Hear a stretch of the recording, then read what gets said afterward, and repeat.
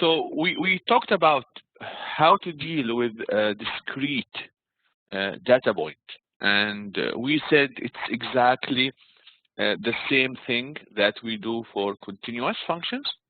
We can apply all the different methods that we have learned, the FDD, BDD, and the CDD. However, there are certain issues with discrete derivative, as we will see here in our today's lecture, and how to deal with this. And as I mentioned before, this is very practical. Those who are working, for example, in autonomous cars, it's for them very important to be able to estimate the velocity and the acceleration of the cars around you, so that you can adjust your speed accordingly. Now, if your sensor that collect the data has certain problems, that will be reflected in the calculated value. And by the way, all these algorithms are the one that we are doing here. They are doing numerical integration or the numerical differentiation. So it's very important to understand, once I start to deal with discrete data points, what are the practical problems. So the first one, if you want to find the differentiation between at a point that doesn't exist, we mentioned before that you have to have the data at the point that you are of interest. So if this doesn't exist, what should we do? There are two different approaches. First, you can perform differentiation with the 2 points that bracket that specific point, okay, and assuming that the relation between the two is linear. This is the best you can do. Another way to do that is to fit a polynomial with certain degree and using interpolation. And because you assume here, we assume that there is no noise in the data, so I need to have a perfect fit. I don't want to use regression. Remember, the difference between regression and interpolation, regression will give you the curve that minimize the error between the points and the curve and may not go through any of those points. And this is very important if you have noise in the data. If there is no noise, then interpolation is better, because interpolation, it ensures that the curve goes through all the points. So I will find the polynomial, first, second, third order, whatever, based on my understanding of the phenomena. Then once I find the formula, they become easy. Once I have the closed formula that relates my phenomena, then I can do at any point, because I have now I change the problem from a discrete problem into a continuous problem. The second problem is that if my data were collected at intervals that are not even, they are not equally spaced. So delta t or delta x is not the same. And for this, again, we will use polynomial interpolation, and then we will find the derivative. The last one, when we have noise. First, we want to see what is the impact of the noise. And second, we will here we cannot use interpolation to approximate the data points, but we will be using regression. And in front of everyone, for this point, there is an example number where we will handle this issue. Just for your information, I found there are some typos in this set of notes, so I did some last-minute changes. So I just posted the recent notes just a few minutes ago. Okay, so let's start with this. Now, we have this question before, and it says here the upward velocity of a rocket that we have before is given as such. So this is the velocity, and we want to find the acceleration at t equal to 16. So when you look here, if you want to find the acceleration at t equal to 15, okay, that's here. And we can use the FDD, BDD, CD, any of them we can do that because it's defined here. Now, F16 doesn't exist. And this is a problem because we cannot find it here. So what we do, we will assume the relation between from 15 to 20 is a linear relation. And if it is a linear relation, then the derivative will be the same. What does this mean? I will explain it in the coming slide. So let's move on here. Let's see how we will do this. Okay. So basically, I want to find the acceleration,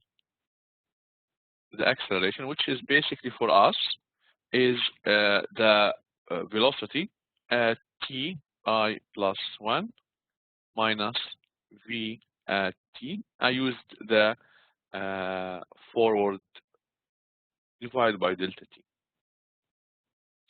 Okay. Now what we have is ti. So we know that ti is equal to 15, and ti plus 1 is equal to 20. Okay, and from this, our delta t would equal to ti plus 1 minus t of I, which is 20 minus 15, which is 5. Okay, so this is 5. So your A at 16 will equal to the velocity at 20 minus the velocity at 15 divided by 20 minus 15. And if you do substitute the values, you will get this is equal to 30.91 meter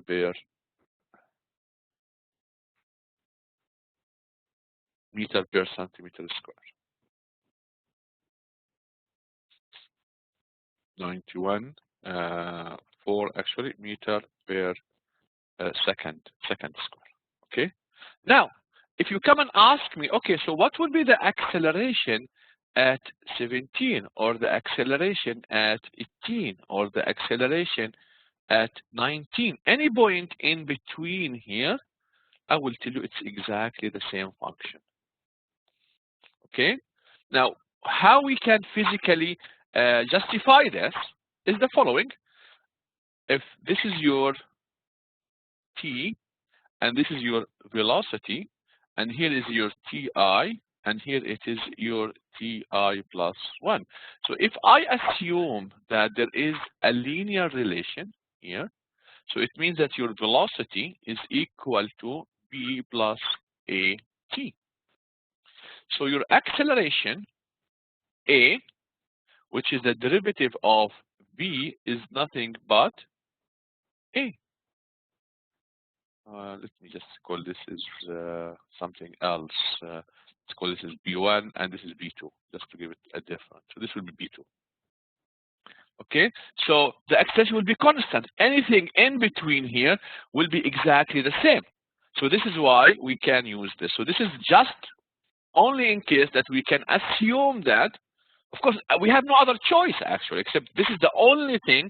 If you want to go by this approach, this is the only thing that we can do. We can just assume that between this point and this point, we have a velocity with linear relationships. Then the acceleration will be a constant value.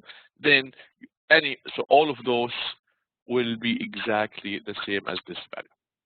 So let me see if there are questions here. When is the quiz, or how long will we have? The quiz will be as posted. Will be nothing will change. It will be on 23rd of November, and the time will be similar to the previous one, which is 1 hour 30 minutes. Okay, so we always assume linear relationship, or will this be given in? Okay, here I did not assume anything. I mean, here we did not find the function. Here, what we did here. The only thing we did not assume, I'm just justifying how this happened. If in this question, I have the data between 15 and 20. What if I ask you A17? What if I ask you A18? You will use exactly the same formula. There is no difference. How is that possible, that the acceleration at all these times are the same? Because this comes with the assumption that the acceleration is constant. because we are here, we're finding the slope. This is basically the slope.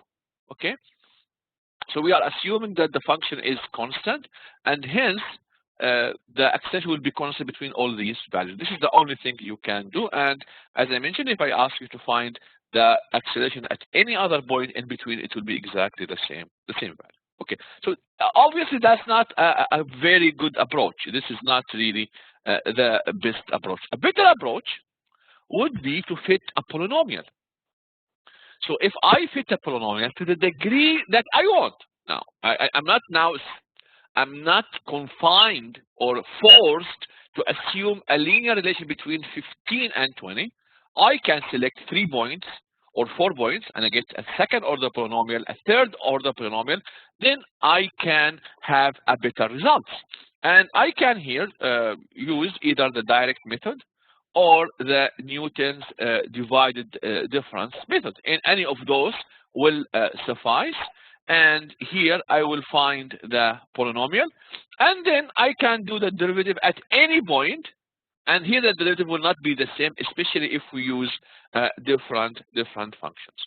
So let's redo example 5, exactly the same thing. And let's use first, second, and third order polynomial. Okay, so here we will try to use different degree of polynomials using interpolation, and we will try to find the acceleration at t equal to 16 and see the impact of this. What is the impact if I start to change the order of the polynomial? This example was solved, exactly the same of this example was solved in the previous set of notes. Okay, when we try to find the interpolation. But this problem is now combination of two: interpolation and then the derivative. So these functions we already did before, if you recall. Okay, so if you don't remember, please go back to the previous set of notes. You will find the detailed solution of all of them. So if I use a first order polynomial, this is my function. If I use a second order polynomial, this is my function.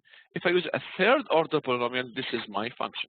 Now, having transferred the data I have, or the problem that I have, from a discrete problem to a continuous problem, because now I have the formula, I have the relationship between V and T, then I can use any type of derivative formula that we used before. And this is why, as I mentioned in the previous set of notes, that yes, maybe continuous function is not really the thing that we are, because in derivative it's not really hard to find the derivative, even if it's a complicated function. Yes, integration is a different story, but for derivative it is relatively easier to find. So why we studied the continuous function, we studied the continuous function for this scenario. Whenever we have a data point, I change them using interpolation into a function. Now I went back to the continuous function, then all the information we have we can apply. So let's continue now. So what I will use here now, I have the leverage to use any formula. So I want to use the CDD. Okay, and this is what I want to find. I will select delta t equal to 0.1. I can select any delta t, as a matter of fact. Okay, I can, because now I have the continuous function, so I can do anything I want. Okay, excellent. So let's move on here, and let's find the first order. So in the first order, v of t, the formula is minus 100.9. I don't need to derive it because this has been derived in the previous set of notes. So please, you go there and you try to refresh your memory about it. 30.9114 t, and we know that this is only defined at specific time interval, which is 20 and 15. Now I want to find a at 16 using the CDD method. So this will be equal to V at 16.1 minus V at 15.9. So we use the delta t divided by 2 of delta t, 0.1.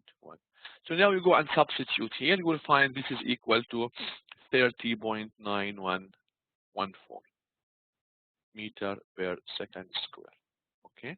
Now, obviously here, if you take the derivative of this, you will get 30.914. So it's very simple. And this is exactly the same value we found in example number 5. It was exactly the same number. And why is that? Because in example number 5, although I did not explicitly mention that, but I'm assuming, or I assumed a linear relation. So this is why I'm getting this value. Now, if I go for the second order and see the impact, if I increase the order, V of t is equal to 12.05 plus 17.733 t plus 0.3766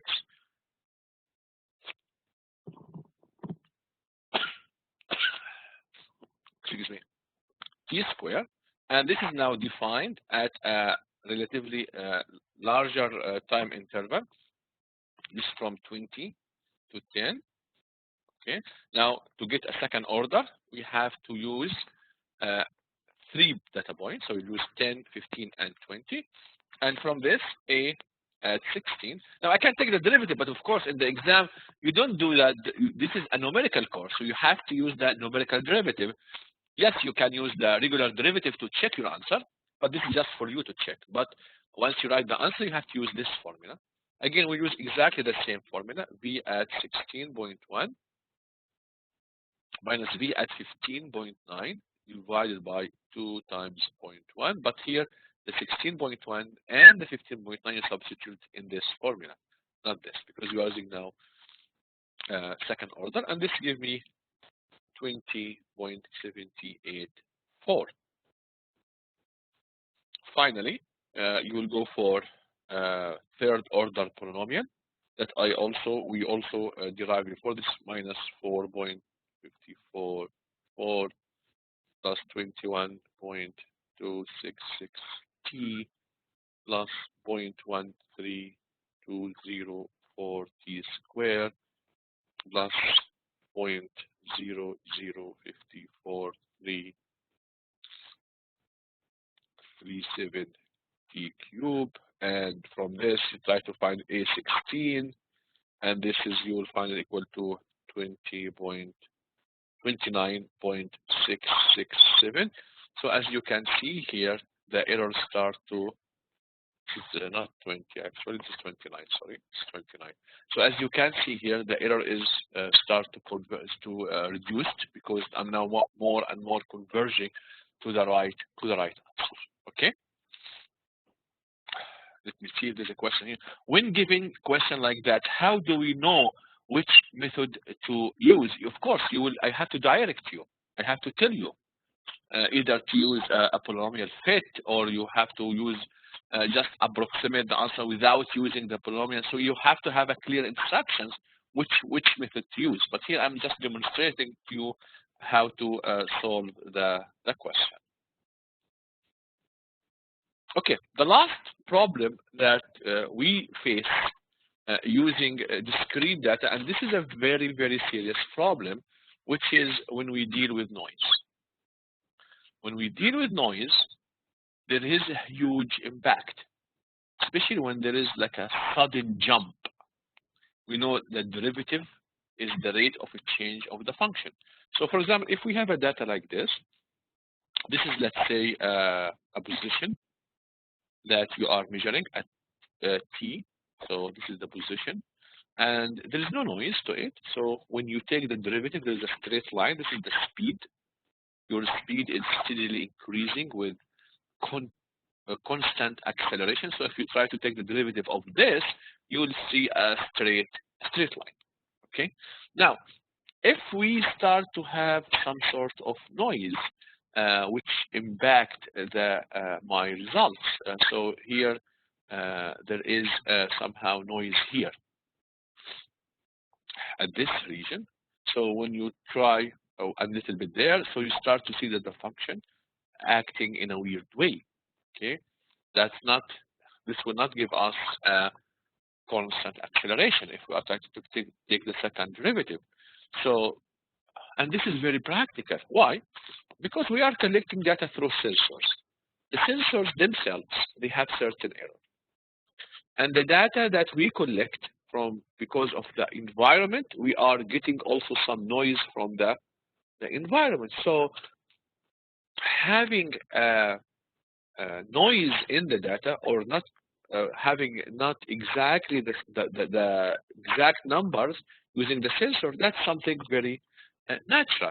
And this is a practical. I mean, this I want to show you how things can be really disastrous. This is it's a GPS measurement, a practical case, and you are trying to measure the altitude in meters, and this is the data that you are measuring, and then you want to estimate the derivative of this as to find the speed. Okay, so the data here looks nice, but there is a very sharp jumps here in the data because of the noise. So when we take the derivative, see how the data look like.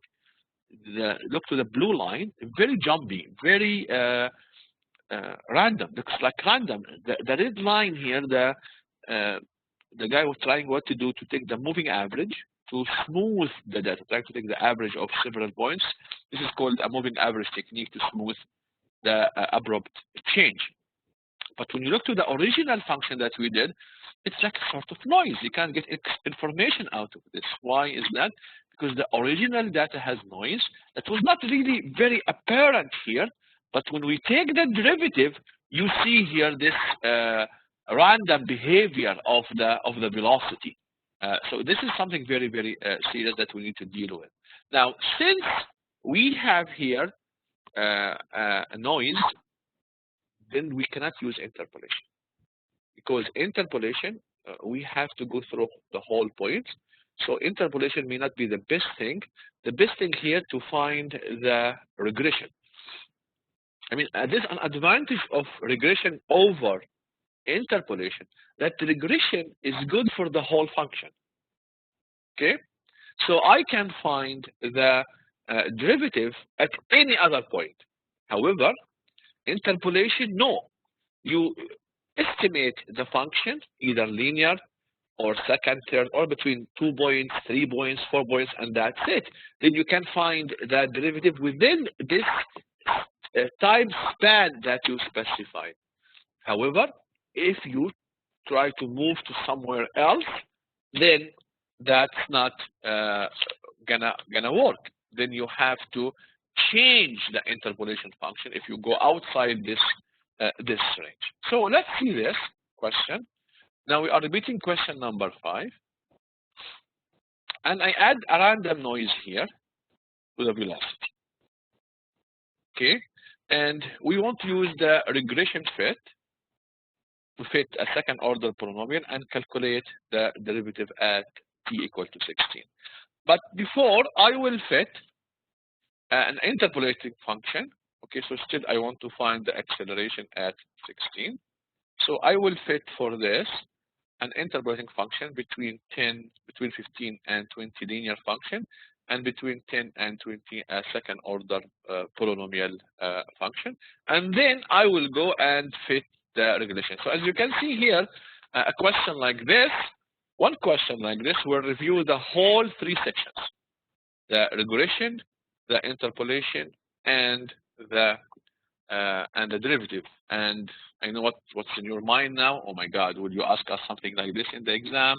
What if I miss the first part? Don't worry about it. I will not ask a question like this, for one simple reason, is that to make the life of the TA much easier. Because a question like this, if I ask you to do first interpolation and then derivative, if you do something wrong in the interpolation, then this will be reflected in the derivative. Then the TA has to follow the steps so that he or she will not penalize you twice. So I want to ask a question like this, but this is a good example where you can connect the dots, connect the different parts of the course. You see that the course is not just discrete, it's a continuous function. Whatever you studied here comes here, and we have seen that, for example, finding the matrix inverse is needed in different steps, as we will see here as well. Okay, good. So we want to fit first a linear model.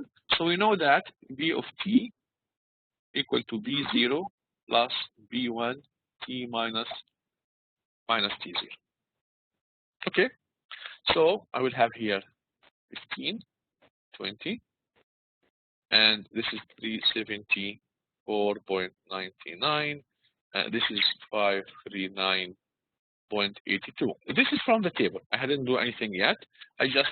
This is the t and this is the v from the table. Then we need to find, assuming this is a linear function. So I would this minus this, 539.82 minus 374.99 divided by 20 minus 15, and doing this is equal to 32.97. Okay, so your v of t equal to 374.99. This is your b0 plus your b1, which is 32.97, t minus t0, which is 15. And if you do that, you'll find this is minus 119.56 plus 32.97 t. Okay. Now I want to find A16. A16 will equal to, now I will use the center divided difference method. V at 16.1 minus V at 15.9 divided by 0.2, which is equal to what we expect, 32.90. We have if you have a linear function, it doesn't really matter what is the method you are using. If I use a linear function, then if I use the central method, the forward method, the backward method, all of them should give you exactly the same thing, because we have here a continuous function. Now, having said that, so now for the linear, for the second order function, let's do the same thing here. So here we'll have the 15, the 10, the 15, and the 20. Now this will be equal to let's take this out. Now we want to second order polynomial. Okay, so here we have the values. So this is 272.39. This is 374.99, and this is equal to 539.82. Now this minus this over this minus this give you 20.52. This minus this divided by this minus this, and this will give you 32.97. And finally, this minus this divided by this minus this to give you 1.245. So from this second order polynomial, we'll have b0 plus b1 t minus t0 plus b2 t minus t0 times t minus t1. Okay, this is your t0, this is your t1, this is your b0, this is your b1, and this is your b2. So if you substitute, you will find that your v2 is equal to 258.62 minus 10t plus 1.245t squared. Now, if I try to find A16 using the CDD method, and substitute, you will find that this is equal to 29.223. Okay, so this is the acceleration with the noisy data. Now, let's, instead of going this direction, let's now use regression. Okay, so we need to use regression. Now, for the regression, we want to use second order regression. Okay, and as second order, sorry, polynomial, and this is, so we have to put it in this format, that v is equal to a0 plus a1t plus a2t squared. So we need to solve a 3 by 3 matrix. Okay, so it's up to you. What is the degree? So we want to go here for a second order polynomial, and these are the matrix. If you recall from the set, this is n is the number of points that we have, sigma t squared, and so on and so forth. And the output vector is the sigma of v, sigma of t times v, and t squared times v. And here we do all the calculations that we need here. And as you know here, for example, this is the summation of T4, which is this number. Okay, so we will have a 3 by 3 system. Now we have to find the inverse. So a question like this, you would have to use regression, and then you have to use Gauss elimination, and then you have to use the numerical derivative. So all three pieces here are combined in one question. Now I don't need to really go through into details because this is the matrix. This is the matrix that comes from here. This is the we're gonna solve for this. You can use now any. You can use the Gaussian elimination. I don't need to do that now. So you have the values of A0, A1, and A2. These are the values of A0, A1, and A2. The equation now. So this is your V, and this is your A of 16. Using we use here the backward the CDD, the central divided difference, to find this. Now, if you recall that the second order using the data that's not noisy was 29.784, which is very close to this one. So when we use the regression, we get much better. In the previous answer, when we have the data is noisy, it was 29.23. Not a big difference, but it is more than the difference if I use regression. And here the noise, that the abrupt, the data doesn't change abruptly. There's a smooth, I was like adding like a sort of a DC. So when you take the derivative, it doesn't really reflect much. The problem with the noise, when you have an abrupt change, there you will have a big problem.